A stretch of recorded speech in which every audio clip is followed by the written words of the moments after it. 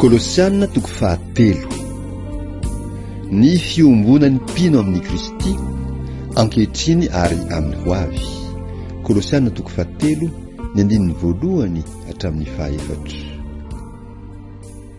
Koa raha niarana tsangana tamin'ny Kristy ianareo, dia katsaho ny zavatra any ambony any amin'ny toeran'i Kristy izay mipetraka eo an-tanana ankavanan'Andriamanitra. Saino ny zavatra any ambony fa tsy ny zavatra ety an-tany, fa efa maty ianareo ary ny fiainanareo miara-miafina amin'ny Kristy ao amin'Andriamanitra. Raha hiseho Kristy fiainantsika, dia hiara-miseho aminy koa amin'ny voninahitra ianareo. Ny fiainana ao amin'ny Kristy. Kolosianina toko fahatelo ny 1 hatramin'ny 7. Koa vonoy ny momba ny tenanareo izay ety an-tany, dia fijangajangana, fahalotoana, firehetam-po, fanirian-dratsy ary fieremana dia fanimpotsampy izany. Fa izany zavatra izany no mahatonga ny fahatezeran'Andriamanitra amin'ny zanaky ny tsy fanarahana. Izany koa no nalehanareo fahiny fony mbola velona taminy ianareo. Fa ankehitriny esory koa izao rehetra izao dia fahatezerana, fiafinafonana, lolo-po, fitenenan ratsy, teny mahamenatra avy amin'ny vavanareo. Aza mifandanga ianareo, fa efa narinareo ny toetra taloha mba amin'ny asany, ary efa notafinareo ny toetra vaovao izay havaozina ho amin'ny fahalalana tsara araka ny endrika izay nahary azy. Fa amin'izany dia tsy misy jentilisa sy jiosy, na voafora sy tsy voafora, na barbarianina sy skitianina, na andevo sy tsy andevo, fa Kristy no zavatra rehetra sady amin'ny rehetra.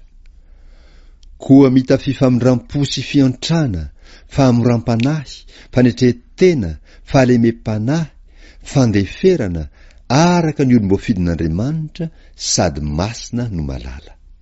Mifandefera ka mifamela eloka ianareo raha misy manana alahelo amin'ny sasany. Tahaka ny namelany tompony elokareo no aoka mba hamelanareo eloka kosa.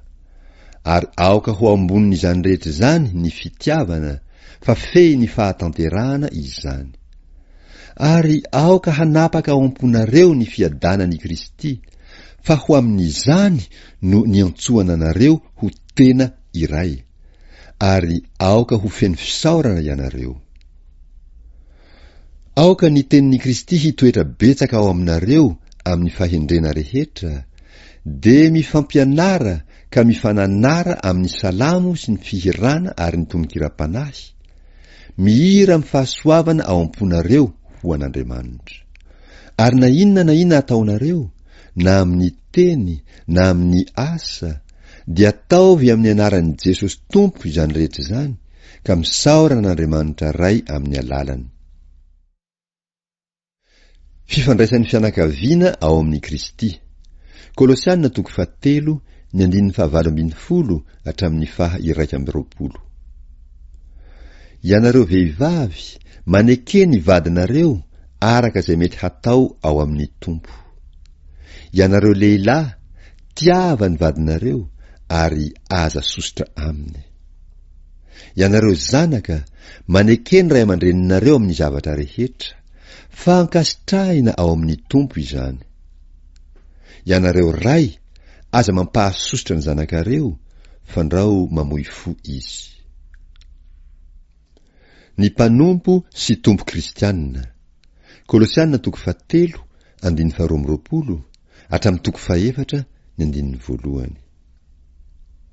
Ianareo mpanompo, maneke ny tomponareo araka ny nofo amin'ny zavatra rehetra, tsy amin'ny fanompona eo imaso tahaka ny mpila sitraka amin'olona, fa amin'ny fahatsoram-po matahotra ny tompo.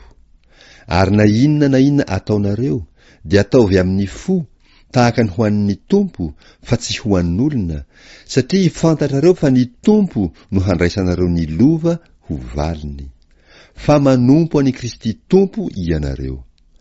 Fa izay manao ny tsy marina, dia handray araka ny tsy marina nataony, fa tsy misy fizahan-tavan'olona.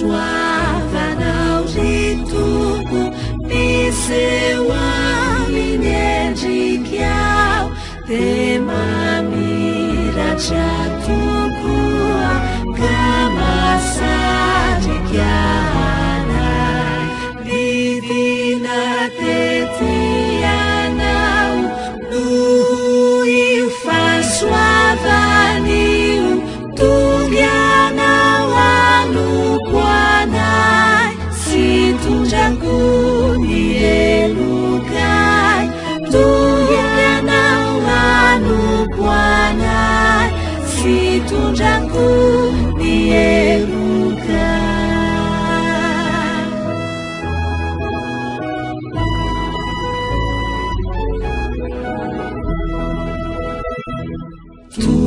tulagaga ny fanay nolay fitiavanao lehibe tsy manampetra lalina tsy takatray sanino anirinay ilay fiverenanao mahafantaranay niabeny fitiavanao mahafantaranay niabeny fitiavanao